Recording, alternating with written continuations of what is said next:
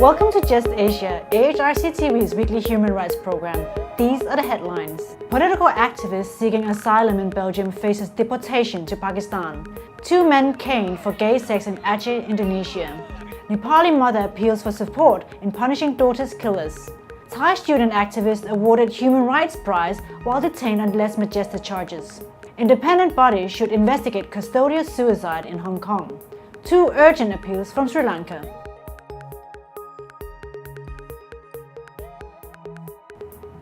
Welcome to AHRC TV's Just Asia. I'm Annie Lin. This week, Just Asia begins with Belgium's deportation order of activist Sajjad Husain. As a frontline defender for human rights and a free Kashmir, Husain's work was not appreciated in Pakistan and he sought political asylum in Belgium in 2006. Although his case was initially processed by the Belgian authorities, he was finally refused asylum. Husain is facing imminent deportation to Pakistan. Pakistan has a long history of silencing activists and human rights defenders through torture, incarceration, and enforced disappearances. The same is likely to happen to Husain if he is deported. The Asian Human Rights Commission is calling on the Belgian authorities to keep Husain safe by cancelling the deportation order. Next, 2 Indonesian men were caned 83 times on Tuesday for having sexual relations in the country's conservative Aceh province. Hundreds of people turned out to see the public punishment outside a mosque in Banda Aceh. The men, aged 20 and 23, were last week found guilty of having broken sharia rules in the only part of Indonesia that implements Islamic law and sentenced to 85 strokes of the cane each. 2 strokes were taken off their punishment as they've already served 2 months in jail. The men, whose identities have not been revealed, were caught together in March by vigilantes who burst into their house and filmed them naked with camera phones. While gay sex is not illegal elsewhere in Indonesia, there's been a growing backlash against the country's small lesbian, gay, bisexual and transgender community over the past year, with ministers, hardliners and influential Islamic groups lining up to publicly denounce homosexuality. Tuesday's caning comes just 2 days after police in Jakarta detained 140 men, including several foreigners, for allegedly taking part in a gay sex party at a sauna. Police said 10 of those arrested could be charged under Indonesia's strict anti-pornography laws.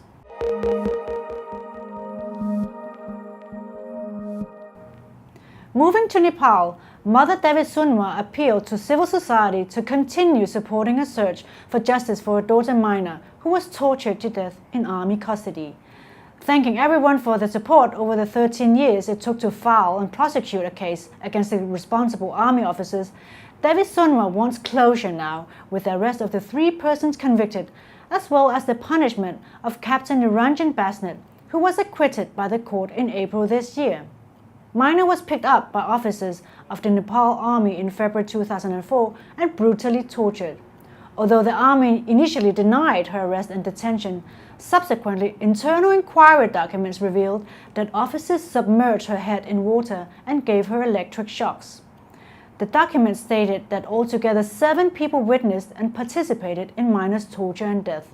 Just Asia speaks to Devi Sunwa for more details. एउटा अदालतले चाहिँ फैसला गरेको त यो झट्ट सुन्दाखेरिमा चाहिँ ल महिना सुमारको त्यो अपराधीले चाहिँ सजाय पाउने भयो, पीडितले न्याय पाउने भयो भन्ने देखिन्छ हैन। भित्री रूपले बुझ्दाखेरिमा म त्यतिखेरको पीडित र अहिलेको पीडितमा केही पनि फरक भएन, किनकि काभ्रे अदालतले महिनाको मुद्दालाई वैशाख 3 गते फैसला गर्यो। जन्म कैदको फैसला भयो 3 जनालाई हैन। तल गएर अन्तिममा गएर चाहिँ मार्ने नियत नहुँदै पनि भव्य तत्त्वमा मरेको भएर चाहिँ उनीहरूलाई सजाय, कानुनी सजाय चाहिँ धेरै भयो जस्तो लागेर फेरि 5 वर्ष बोलेका छन् हैन। जुन निरञ्जन बस्नेतलाई चाहिँ सफाई दिनु भएको छ, ऊ निर्दोष छ भनेदेखि जुन सेनाको हिरासतमा निरञ्जन बस्नेत, बबी खत्री, सुनिल अधिकारी, अमित पुनको टिमले चाहिँ महिनालाई चाहिँ यातनाको क्रममा हत्या गरेको भनेर चाहिँ सेनाको विज्ञप्ति र सेनाले चाहिँ कारबाही गरेको भनेर त्यो चाहिँ हामीले प्रमाण पायौं हैन।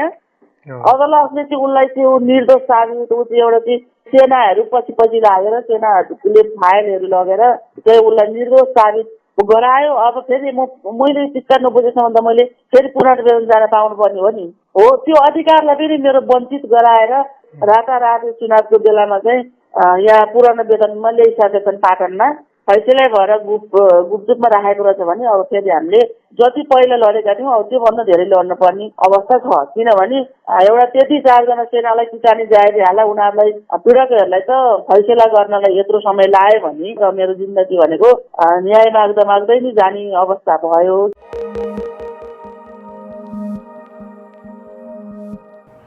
Thai student activist Jatupat Bunpataraksa, popular known as Pai, has been awarded the prestigious Gwangju Prize for Human Rights while in jail on less majestic charges. Mr. Jatupat's parents were in South Korea to accept the prize and money on his behalf. Previous award recipients have included Burma's Aung San Suu Kyi and East Timor's rebel fighter and former Prime Minister Xanana Gusmao. Jatupat has been doing a lot of human rights activities for the benefit of the public, stated the director of Mahidol University's Institute of Human Rights and Peace Studies, which nominated him the award. While more than 2,000 people shared the BBC profile of Thailand's new king Vajiralongkorn, only Jatupat was arrested and charged with lèse majesté, as well as violations of the Computer Crime Act. Although initially released on bail, Jatupat's bail was revoked after he posted photos of himself celebrating outside the court with friends. Meanwhile, the Thai embassy sent a letter to the award organizers in Seoul, pointing out that Jatupat had committed actions in violations of the laws of Thailand, and that although Thailand values freedom of expression and association, these rights should be exercised within the boundary of the law. Next, a community group in Hong Kong is calling for suicides in local police stations to be investigated by an independent watchdog in the wake of a recent death. A man arrested on suspicion of raping and robbing a 20-year-old student in Kowloon Bay took his own life in Sao Mau Ping police station earlier this month. He hung himself with a computer cable obtained in the station. The incident is being investigated by a regional crime unit from a different part of the city. Questioning the independence and credibility of the probe, the Society for Community Organizations said the Independent Police Complaints Council should instead conduct the review. The group also suggested that a risk assessment should be carried out of all detainees, with a care plan prepared for those considered vulnerable. There have been 3 cases of suspects committing suicide in police cells over the past 4 years. On a case in 2015, a coroner recommended that more CCTV cameras should be used and the camera angle should be adjusted to facilitate surveillance. Just Asia speaks to Richard Toyotong, community organizer at Society for Community Organization, for details. Why do you think this recent suicide should be investigated by an independent agency? Are the police not capable of conducting an investigation? I think it's not capable or not, but it's the credibility. Because when a detainee dies in a police station, there's always a query. Is actually suicide or being committed by some maltreatment by the police. So if the police investigate by themselves, that would not be have a credibility. So it's important. Especially we see many overseas jurisdictions also have independent investigation judging from this serious problem happen in police station that totally controlled by police. So independent investigation is a must for this kind of situation in order to protect the human rights of people. At present, are there any measures in place to take care of mentally unstable detainees? What are your suggestions regarding this? Well, in Hong Kong, we see the police is quite slow to adopt a comprehensive guideline or rules to have a full protection to people, to vulnerable groups like the mentally illness people.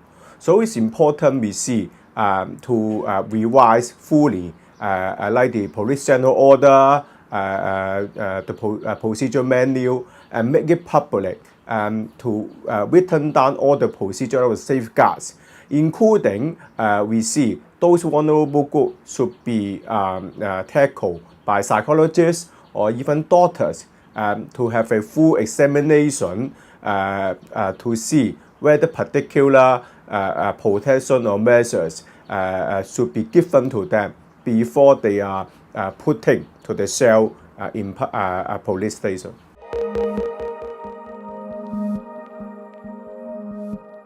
Finally, the Urgent Appeals Weekly features 2 cases from Sri Lanka. Firstly, Mr. Harishchandra Rajaniroshan requested the rights and benefits due him after his service was terminated. His employer then had him arrested, detained and produced before the courts on fabricated charges. In a second case from Sri Lanka, Mr. Sudha's son was tortured and arrested by his class teacher. The father lodged a complaint with the police as well as several educational authorities, but no investigation has been initiated.